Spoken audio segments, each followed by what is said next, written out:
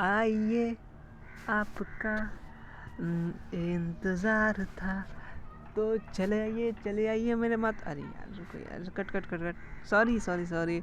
Hello and welcome to your छोटा सा channel जिसका नाम है मैट्रिक इंग्लिश मीडियम। वैसे थैंक यू सो मच। अब छोटा नहीं रहा, थोड़ा सा बड़ा हो गया है क्योंकि हमने 50 सब्सक्राइबर जो कंप्लीट कर लिया है।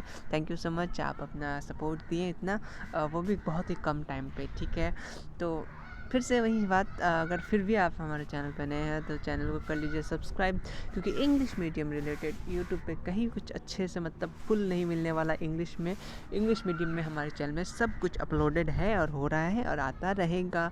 ठीक है, आप लोग सपोर्ट बस करते रहिए। चैनल अभी वीडियोज़ में आए हुए हैं तो वीडियो को कर दीजिए लाइक, और अपने इंग्लिश मीडियम के फ्रेंड्स हैं तो उनके साथ शेयर कर दीजिए, और कमेंट में बताइए आपको कैसा लगा, क्या चीज़ चाहिए, क्या चीज़ परेशान कर रही है यहाँ पे आपको, वो चीज़ हमें ज़रूर बताइए, अपना फीडबैक ज़रूर दीजिए। इस वीडियो में हम लोग बिहार बोर्ड ज्योग्राफी के 5 नंबर 2 नंबर के इम्पॉर्टेंट क्वेश्चन करेंगे। थोड़ा सा समझेंगे बातों को, क्या समझ के थोड़ा सा पढ़ेंगे। ठीक है, क्योंकि ये हिस्ट्री है, जब तक इसको स्टोरी बना नहीं, हिस्ट्री तो नहीं है लेकिन फिर भी हिस्ट्री का पार्ट है, तो इसको स्टोरी टाइप से थोड़ा सा रिलेट करके याद करते चल लेंगे। ठीक है, जहाँ तक पॉसिबल हो। तो चैनल को नाम, लोगो, काम सब मालूम चल गया आप सबको। तो चलिए स्टार्ट करते हैं बिना किसी देरी के। चलते हैं। तो फर्स्ट क्वेश्चन आता है डिफाइन रिसोर्सेज। फर्स्ट चैप्टर आपने पढ़ा होगा ऑब्जेक्टिव सीरीज़ में, या फिर चैप्टर वाइज में MCQ में, तो आपको रिसोर्सेज के बारे में पढ़ा था हमने। रिसोर्सेज का बहुत सारा पार्ट पढ़ा था, क्योंकि रिसोर्सेज जो है एक बड़ा चैप्टर है बिहार बोर्ड के हिसाब से। ठीक है, तो डिफाइन रिसोर्सेज किसको बोलेंगे। ठीक है, वैसे डेफिनेशन बहुत सारा, आपको ये पसंद नहीं आता है डेफिनेशन तो आप दूसरा गूगल बाबा है आपके पास, उनसे पूछ सकते हैं। तो क्या है, in general all thing that come human use are called resources like land, soil, water, air, mineral. 2 number का आप पूछ सकते हैं। ठीक है, बोलना चाहे रिसोर्सेज किसको बोलेंगे। रिसोर्सेज मतलब होता है संसाधन। तो देखिए, जितना भी चीज़ है दुनिया में इंसान के लिए ही बनाया गया है या उसके यूज़ के लिए बनाया गया है, जो यूज़ के लिए बनाया गया है उसी को हम लोग रिसोर्सेज बोलते हैं। ठीक है, अगर ये आपको लाइन छोटा लग रहा था, लाइक एग्जांपल सॉइल, आप जो कुछ ऐड कर सकते कर दीजिएगा, कोई बात नहीं है। ठीक है, इंपॉर्टेंट क्वेश्चन था, पहले नंबर पे पहला चौका वाला क्वेश्चन था। नेक्स्ट क्वेश्चन है, बहुत बार पूछा गया है, what is sustainable resources. Sustainable resources किसको बोलेंगे। ठीक है, तो आंसर होगा the development should take place without damaging the environment. The development in the person should not compromise with the need of future generation.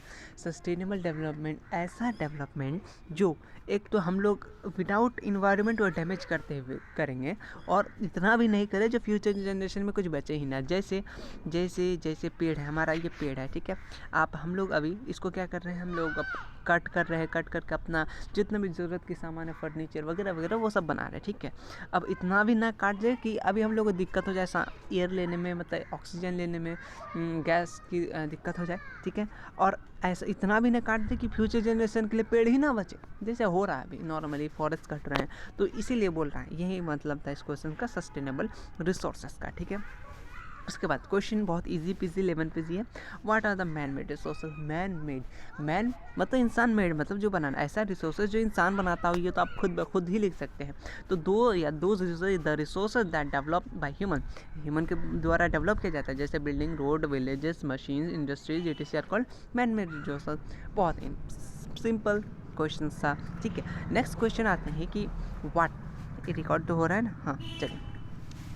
What do you understand by potential resources. Potential का word मतलब होता है, potential मतलब होता है कि आप में क्षमता, एक तरह से बोल सकते हैं क्षमता। ठीक है, the extension resources reason not have been used and potential resources मतलब कि आप उसको संभाल के रखें, अभी जमा करके रखें, बाद में यूज़ करेंगे। जैसे जैसे जैसे जैसे आपने क्या बोलते हैं, स्प्रिंग देखा होगा। ये जो स्प्रिंग है, स्प्रिंग को जब हम लोग दाबते हैं तो वो क्या होता है, इतना बड़ा स्प्रिंग है, ये क्या हो जाता है, छोटा छोटा छोटा छोटा इतना में कन्वर्ट हो जाता है। तो ये क्या है, इतना एनर्जी अपना जमा करके रख लिया, स्टोर करके रख लिया। ठीक है, जब ही आप इसको छोड़िएगा तो वो फैल जाएगा। तो स्टोर्ड के फॉर्म में जो एनर्जी रहता है उसको बोलते हैं हम लोग पोटेंशियल रिसोर्सेज। बहुत सारे एग्जांपल्स आप देख सकते हैं। ठीक है, जो उसको मतलब अपना शक्ति को एकदम स्टोर करके रखता है, पोटेंशियल करके रखता है। ठीक है, हो गया। नेक्स्ट क्वेश्चन आते हैं, व्हाट इज एबायोटिक।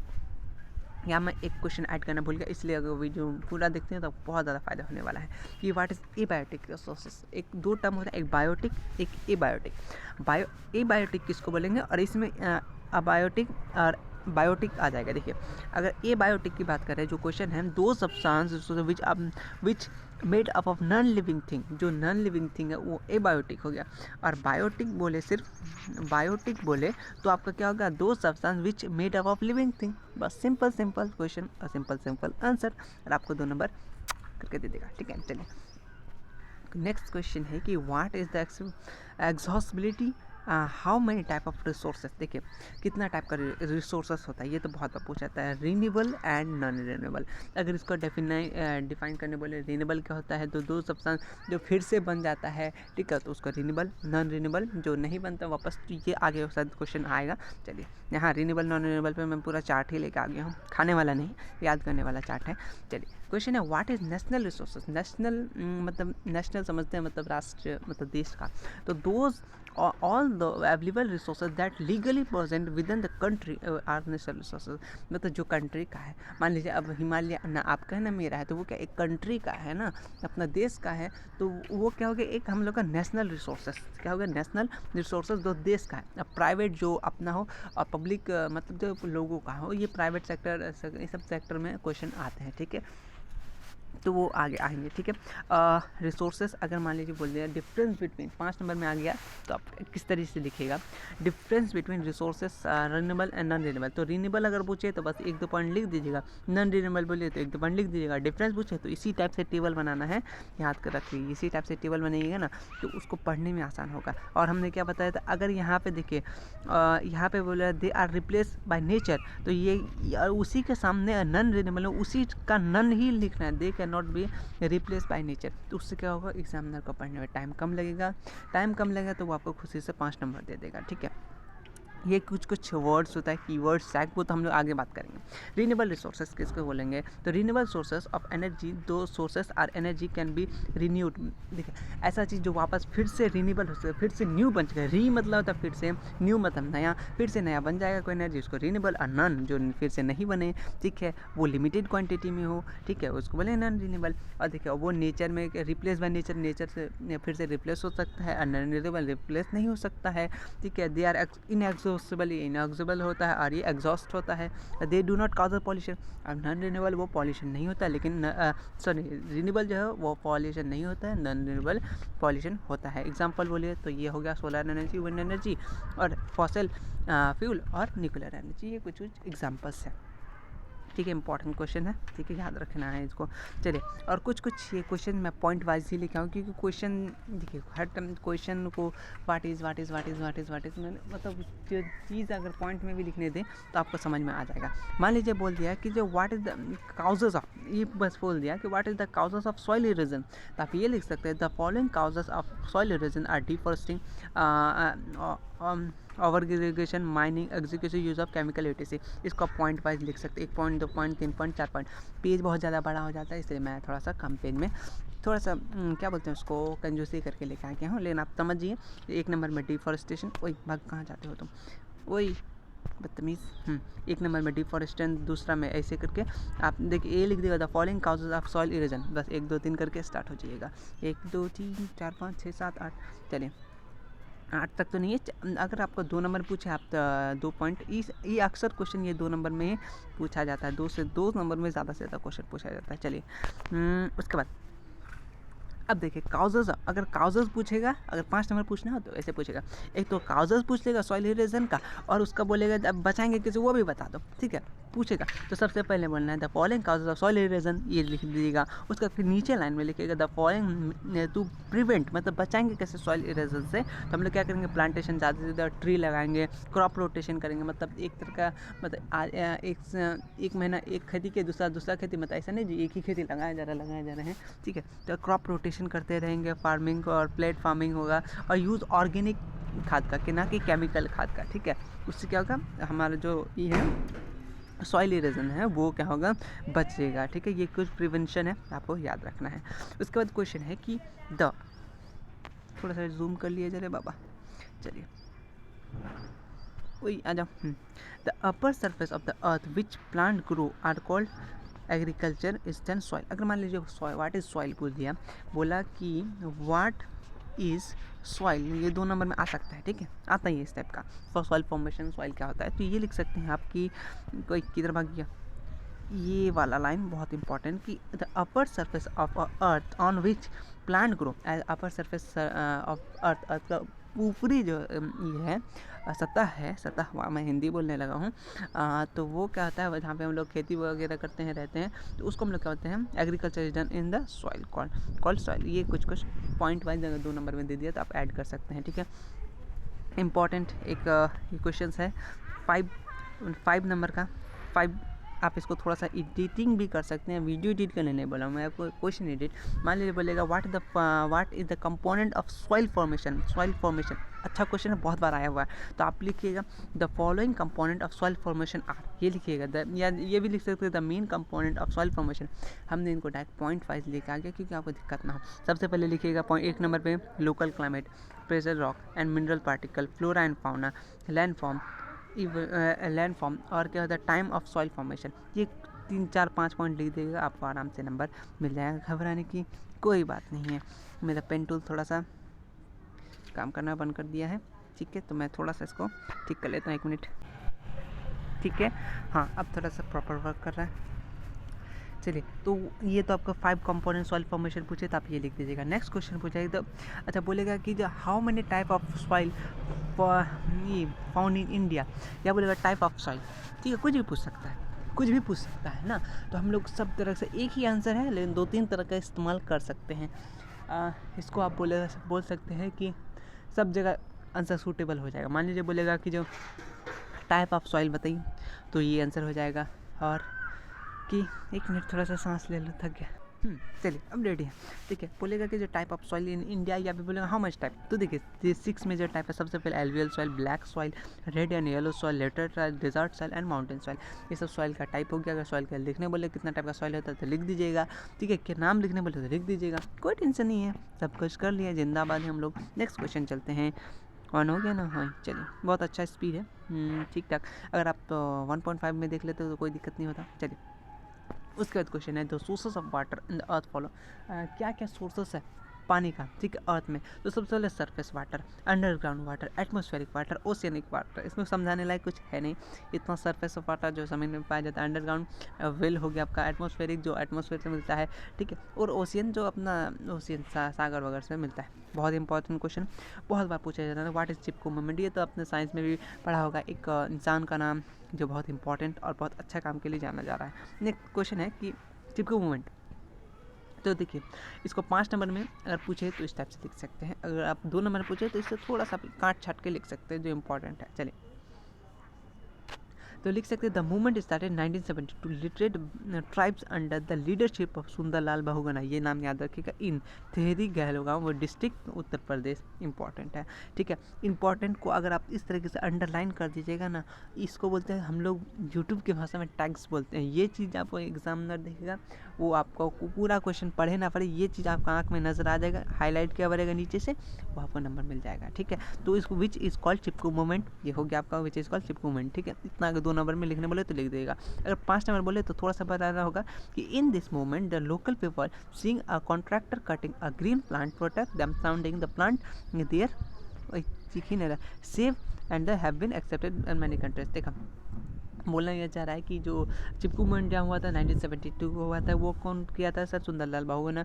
वो कहाँ से? डिस्ट्रिक्ट सर उत्तर प्रदेश, ठीक है। और तहरी गढ़वा जो है हटाई वटेवर, ठीक है। उसके बाद ये हुआ था, वहाँ पे किया गया था। उसमें क्या कहता है, कॉन्ट्रैक्टर जो होता है जो बिल्डिंग वगैरह बनाता है, वो पेड़ को कट कर रहा था, तो ग्रीन प्लांट को, तो सब लोग गए।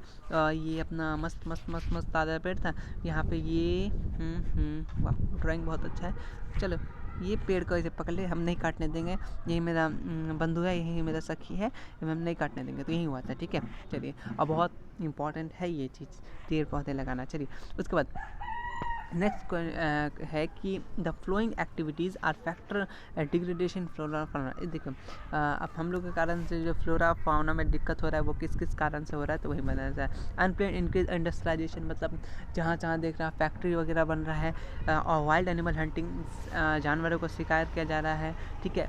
और आर्टिकल एग्रीकल्चर लैंड को क्या कर रहा है, रेसिडेंटल किया जा रहा है, ठीक है। रेसिडेंटल जो एग्रीकल्चर लैंड को उसको ख़त्म किया जा रहा है। अनप्लेन और हार्मफुल केमिकल का यूज़ किया जा रहा है, ठीक है।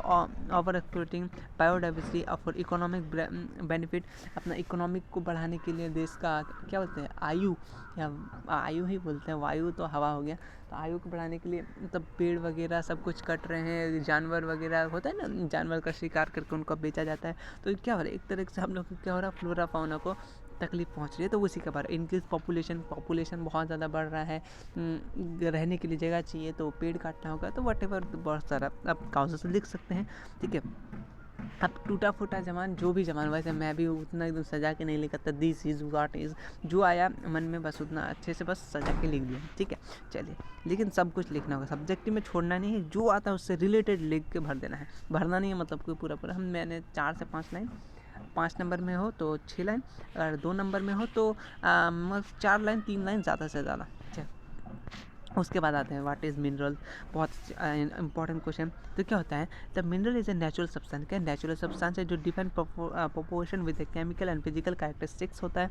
In the word a mineral is a solid natural substance, जो होता है सॉलिड नेचुरल होता है, ठीक है। सॉलिड में जो कठोर होता है, substance having a definite chemical composition and specific internal atomic structure. ये तो अपना केमिस्ट्री आ गया, मतलब देखो मिनरल जो हम लोग का यूज़ में आता है, ये हमने साइंस में भी पढ़ा था, साइंस के सब्जेक्ट में, आपको जो अच्छा लगे वो ज़्यादा इजी था इससे, लेकिन ये भी हम लोग का फॉर्म होता है नेचुरल में, और केमिकल और फिजिकल कैरेक्टरिस्टिक्स के कारण, और मिनरल क्या सॉलिड नेचर होता है, ये कुछ आपको याद कर लेना है, ठीक है। ये क्वेश्चन आता है what is mica, users of mica, ये अब आया था, क्वेश्चन आया है। तो वैसे जो क्वेश्चन है इसमें ये आया हुआ भी है, ठीक है, और कुछ इंपॉर्टेंट है जो हर साल पूछा जाता है। तो क्या इलेक्ट्रॉनिक इंडस्ट्रीज़ में यूज़ होता है मिका का, ठीक है। आयुर्वेदिक मेडिसिन में होता है, और मेक इलेक्ट्रिकल इक्विपमेंट बनाने के लिए और इलेक्ट्रिकल इंसुलेटर बनाने के लिए किसका, मिका का इस्तेमाल होता है। यूजर्स होगा 2 नंबर का आ जाएगा, आपका 2 नंबर आपका आसानी से मिल जाएगा, ठीक है। What is the utility of limestone, ठीक है। लाइमस्टोन तो मेकिंग सीमेंट, सबसे पहले सीमेंट बनाने के लिए, अंबुजा नहीं, एसीसी नहीं, जो सारा, ठीक है। Making iron steel, fertiliser paper, sugar industry में यूजेस होता है लाइमस्टोन का, ठीक है। चलिए नेक्स्ट क्वेश्चन है what is the 3 example of conventional source, वही ठीक है। Conventional source and non conventional, मतलब एग्जांपल बोला है। तो कन्वेंशनल सोर्स क्या हो गया, कोल हो गया, पेट्रोल हो गया, नेचुरल गैस हो गया, नेचुरल गैस, ठीक है, और वुड हो गया, ये सब क्या कन्वेंशनल। और नॉन कन्वेंशनल सोर्स क्या होगा, biogas, solar energy, wind energy, टिंडल energy, web energy, geothermal energy and bio energy, ये सब क्या हो गया अपना नॉन कन्वेंशनल सोर्स हो गया, ठीक है। चलिए नेक्स्ट क्वेश्चन है कि what is understanding of manufacturing, सही बताओ ना, ये क्वेश्चन इतना ज़्यादा फेवरेट है, हमेशा आप इसको 5 नंबर के लिए रेडी रखिएगा, ठीक है। ये क्वेश्चन बहुत इंपॉर्टेंट है, ठीक है। मेरा आवाज़ ज़्यादा स्लो हो रहा है, थोड़ा सा पहाड़ी इलाका में हूँ और मुझे हल्ला करके पढ़ाना मज़ा नहीं आता है, और रूम पे आज नहीं हूँ, धूप पे मस्त बैठा हुआ। तो क्या है मैन्युफैक्चरिंग इंडस्ट्रीज, आप क्या समझते हैं, preparation of useful thing from raw material alcohol, manufacturing industry 2 number के लिए रेडी। अब इसको 5 नंबर कैसे बनाना है, at present indicator of development and, इधर चला गया, ठीक है, of any nation, for example making cloth, cotton, sugar cane, sugar from sugar cane, iron steel company. देखिए हम लोग कोई भी प्रिपरेशन करते हैं रॉ मटेरियल से, कच्चा सामान से कोई चीज़ मैन्युफैक्चर करने का, बनाने का, जैसे कोई डेवलपमेंट पर्पस के लिए और या तो देश के लिए, ठीक है। जैसे कपड़ा बनता है कॉटन से, तो ये क्या एक रॉ मटेरियल का यूज़ करके कपड़ा बन रहा है, तो ये एक तरह का क्या होगा अपना मैन्युफैक्चरिंग, मतलब बनाना होता है कोई चीज़, ठीक है। चलिए उसके बाद what is the difference between public and private sector, public sector private sector पे क्वेश्चन आता है, ठीक है, 2 नंबर पे। तो पब्लिक इंडस्ट्रीज क्या होता है, या पब्लिक सेक्टर जिसको बोल सकते हैं, कोई दिक्कत नहीं है, those industries that are operated by government itself and are called public industries, जैसे दुर्गापुर वैली, ये सब का पब्लिक सेक्टर है, ठीक है। उसके बाद जो ऑपरेट किया जाता है गवर्नमेंट से होता ही है, मतलब अब देखिए जैसे सरकारी स्कूल है वो तो पब्लिक स्कूल है ना, नाम तो सरकारी है, लेकिन वो पब्लिक कोई भी पब्लिक पढ़ सकता है, प्राइवेट इंडस्ट्री क्या होता है, those industry which honoured single person, मतलब जो या और ऑर्गेनाइजेशन। प्राइवेट सेक्टर जैसे कोई बड़ा वाला प्राइवेट सेक्टर हो गया, जैसे टाटा आयरन, उनका जो मालिक है टाटा आयरन, टाटा जी वही ना रहेंगे, तो वही मालिक है, आप थोड़ा ना उनका मालिक हम हो सकते हैं, आप हो सकते हैं। लेकिन आप तो सरकारी मतलब पब्लिक का हो, वो कोई भी पब्लिक बन सकता है, जो मालिक है प्राइवेट में वो मालिक ही रहेगा, ठीक है, या फिर उसका आने वाला नेक्स्ट जनरेशन हो रहेगा, ठीक है। उसके बाद है what right the 3 factor of localisation of industry, ठीक है, लोकलाइजेशन पे बहुत बार क्वेश्चन आए हैं। तो 3 गो फैक्टर है सर, क्या क्या, सबसे favourable accessibility, favourable climate, human factor. अगर हम लोग कोई फैक्ट्री बैठाएंगे तो वो हम लोग को सबसे पहले जहाँ सामान मिलना चाहिए, ऐसा क्लाइमेट होना चाहिए, ठीक है। उसके बाद ह्यूमन फैक्टर होना चाहिए, पता चला आदमी नहीं है, आप दुकान खोल के बैठे हुए ऐसे जगह में, ठीक। चलिए उसके बाद है ये क्वेश्चन बहुत इंपॉर्टेंट क्वेश्चन है, difference between agro industry and mineral industry based. बहुत अच्छा क्वेश्चन है, बहुत बार पूछा गया है क्वेश्चन। चलिए ज़्यादा क्वेश्चंस में भी नहीं है। चलिए एग्रो बेस्ड इंडस्ट्री क्या होगा, such as industry which raw material obtain from agriculture. Agro से एग्रो से क्या समझते हैं, एग्रीकल्चर। तो जो इंडस्ट्री एग्रीकल्चर से राव मटेरियल ऑब्टेन करता है उसको बोलेंगे एग्रो बेस्ड इंडस्ट्री। जैसे कॉटन हो गया, सिल्क हो गया, जो वुलन, ये सब मिलता है, ठीक है। उसके बाद आ गया mineral based industry, such industry which depend on mineral. जो मिनरल पर डिपेंड करता है वो हो गया मिनरल बेस्ड इंडस्ट्री। नाम से ही समझ है, नाम पे ही काम है। जैसे अपना चैनल इंग्लिश मीडियम, इंग्लिश बच्चों के लिए, और वैसे यही क्वेश्चन है कि एग्रो मतलब एग्रीकल्चर पे जो बेस होता है वो agro based industry. Mineral based जो मिनरल पे बेस करता है, मतलब मिनरल पे निर्भर करता है, ठीक है, समझ में आ गया। चलिए ये क्वेश्चन 5 2 नंबर पे आता है, और ये बुक का आपको SCERT बुक में हाईलाइट करके ये वर्ड दिया गया, इसलिए मैं इसको नोट्स के टाइप पे डाल दिया हूँ कि लिबरलाइजेशन किसको बोलेंगे, making industry and trade more competitive by freeing and for necessary restriction and red tape and royal called liberalization। ये liberalization का पूरा डेफिनेशन याद रट लीजिएगा एकदम। अगर ये पसंद नहीं आता आप दूसरा यूज़ कर सकते हैं। प्रिविलाइजेशन किसको बोलेंगे, प्रिविलाइज मतलब होता है ना, प्रिविलाइज मतलब उसका अधिकार, उस तरह से बोलते हैं। In order to maintain the health economy of a country, reducing Indian government monopoly. उसके बाद on the control most of the industries in the country, handling over ownership private hand and privatisation, मतलब जो private हाथ में दे देंगे हम लोग तो वो क्या हो गया अपना प्रिविलाइजेशन। प्रिविलाइजेशन से प्राइवेट सबको समझ में आ रहा है, ठीक है। उसका ग्लोबलाइजेशन, ये 3 टर्म याद रखेगा, 3 टर्म बहुत इंपॉर्टेंट, 3 टर्म याद रखिएगा। सबसे पहले लिबरलाइजेशन, प्रिविलाइजेशन, ग्लोबलाइजेशन, मिलता जुलता वर्ड है, एक ना एक क्वेश्चन जरूर टपकेगा यहाँ से। ग्लोबलाइजेशन मतलब क्या समझते हैं, ग्लोबल मतलब अपना ग्लोबल वार्मिंग या ग्लोब मतलब पूरा दुनिया। ग्लोबल वार्मिंग कहाँ से आ गया मैं, globalisation mean the connection of country, मतलब पूरा ग्लोब में जो अपना कंट्री होता है उससे हम लोग क्या कहते हैं, इकोनॉमी, वर्ल्ड इकोनॉमी से हम लोग कनेक्ट होते हैं कंट्री से। That globalisation change part capital technology trade and मतलब इस देश का सामान उस देश में और उस देश का सामान इस देश में जो यूज होता है वो ग्लोबल लेवल पे होता है ना, तो वो क्या होता है विदाउट एनी रिस्ट्रिक्शन, विदाउट मतलब आप अभी जैसे चाइना का माल इंडिया में तो बैन है ना, कहीं ना कहीं तो बैन है, मतलब हो जाता है जो बात बचा है वो यूज़, लेकिन अभी तो नहीं ना आ रहा है, तो वो एक तरह का क्या बैन लग गया है। लेकिन और ऐसा कोई और जगह देश है जैसा तेल वगैरह सब कुछ आते हैं, तो वो एक तरह का क्या हुआ, ग्लोबलाइजेशन हुआ, उन्हें अलग देश से आ रहे हैं चीज़ और विदाउट एनी रिस्ट्रिक्शन के, बिना किसी रुकावट के, ठीक है। यहाँ से भी कुछ सामान जा रहे हैं। चलिए उसके बाद है कि what do understand manufacturing industry, give two example. ये क्वेश्चन बहुत ज़्यादा इंपॉर्टेंट है, वहाँ पसंद नहीं आया तो यहाँ पे आप पसंद कर लीजिए। Manufacturing industry is the process of collecting more और मोर राव मटेरियल, ज़्यादा से ज़्यादा राव मटेरियल कलेक्ट करे और प्रोड्यूस करे और वैल्यूएबल और मोर यूजफुल आइटम बनाए, ज़्यादा से ज़्यादा चीज़ इस्तेमाल करके और अच्छा सा कीमती से कीमती सामान बनाए। जैसे पहले फ़ोन था नोकिया का छोटा सा, अब धीरे धीरे आईफोन वगैरह वगैरह ढेरी आते रहता है, ठीक है। चलिए चलिए मैन्युफैक्चरिंग इंडस्ट्री का ये भी लिख सकते हैं, मैन्युफैक्चरिंग यूजफुल राव मटेरियल, कच्चा सामान, राव मतलब तो कच्चा मटेरियल जो मैन्युफैक्चरिंग इंडस्ट्री करता है, जो जैसे डेवलपमेंट के लिए और नेशन के लिए डेवलपमेंट के लिए ही करता है। जैसे हम लोग का देश है, बड़े बड़े कुछ निकलता है कार वगैरह, तो वो एक तरह का डेवलप करता है, बहुत न्यू चीज़ समझिए मतलब। चलिए थोड़ा सा है क्या, चलिए हाँ 7 पेज हो गया और 3 पेज है। What do understand by conservation of management of minerals, conservation मतलब हम लोग क्यों बचाते हैं, क्यों ज़रूरी है, ठीक है। The process of reducing loss mineral and prevent mineral, मतलब मिनरल को हम लोग बताते हैं, इसको हम लोग क्या बोलते हैं, कन्वर्जन ऑफ मिनरल बोलते हैं। ये दो लाइन का आपको याद कर लेना है, ठीक है। ये पूछता है रबी क्रॉप कब होता है, तो rabi crop are sown in winter, सबसे पहले अक्टूबर टू दिसंबर। हार्वेस्ट उसको करते हम लोग कब काटते हैं, समर टू अप्रैल। एग्जाम्पल बोल दें, एग्जाम्पल सब ऑब्जेक्टिव में आता है, तो wheat, barley, pea, gram, mustard, ये आपका एग्जाम्पल हो गया।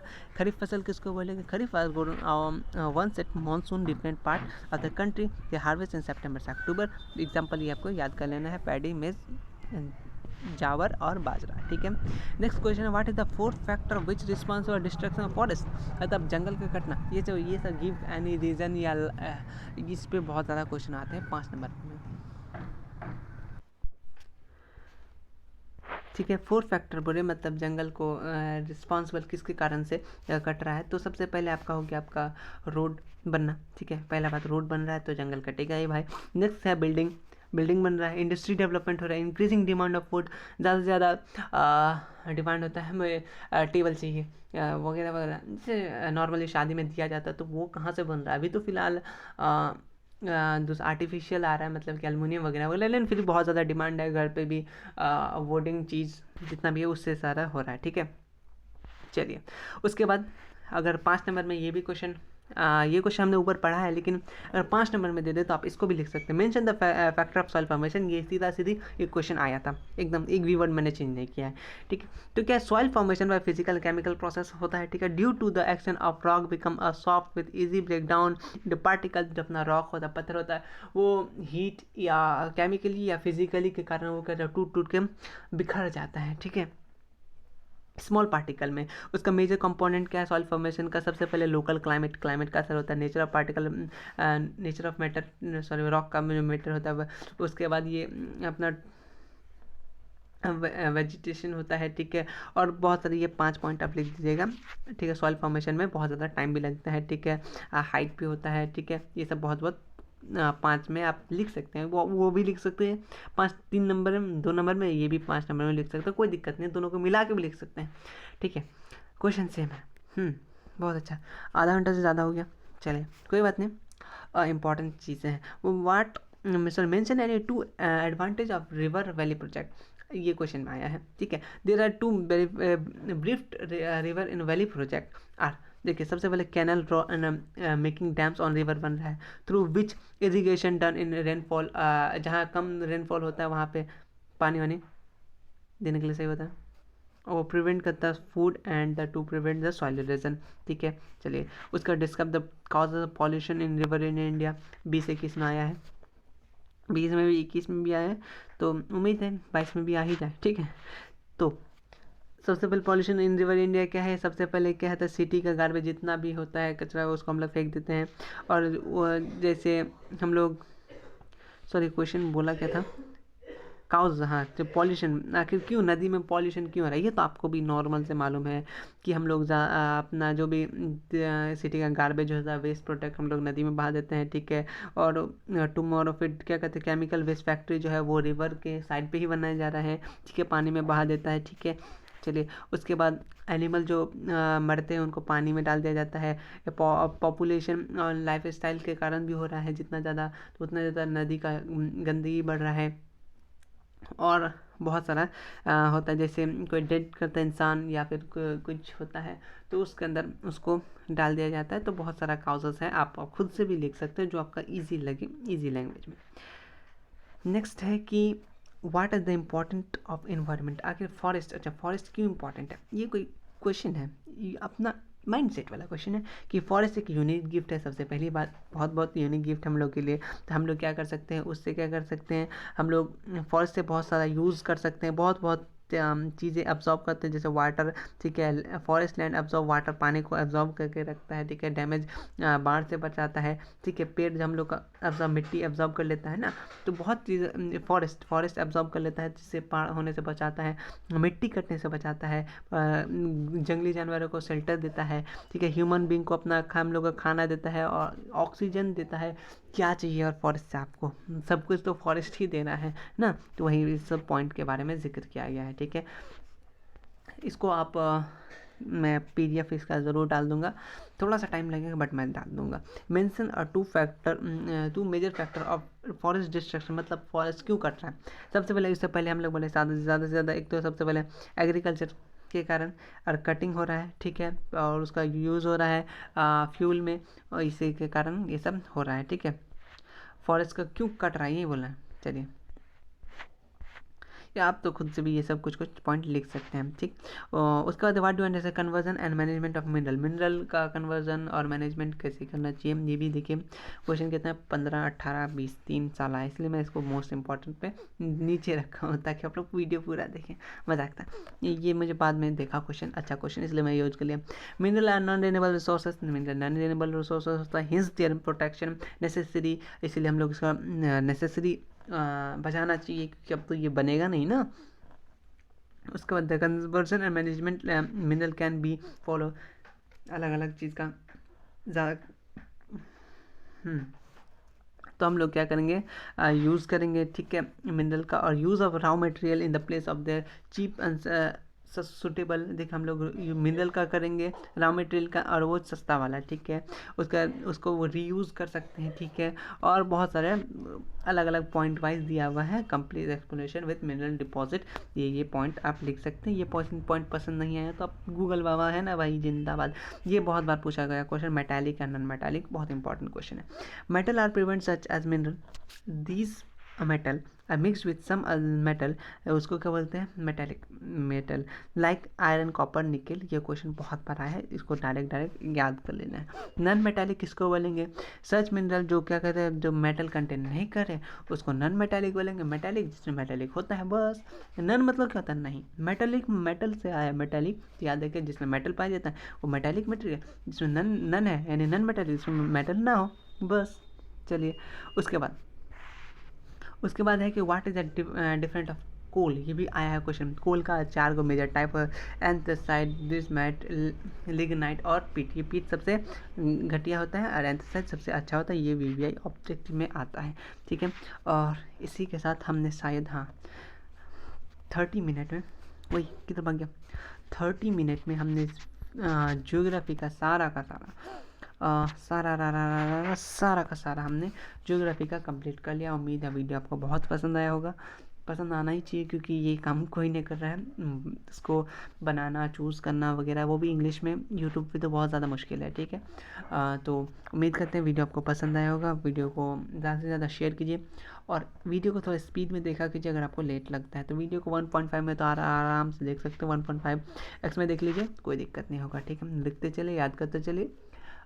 इसका PDF के लिए मैं टेलीग्राम पे डाल दूंगा। अगर टेलीग्राम नहीं है तो मैं कुछ आप लोगों को न्यूज़ आइडिया सोच रहा हूँ, ठीक है, तो उस पर मैं डाल दिया करूँगा, ठीक है। तो तब तक के लिए मिलते हैं, take care, okay, goodbye, thank you.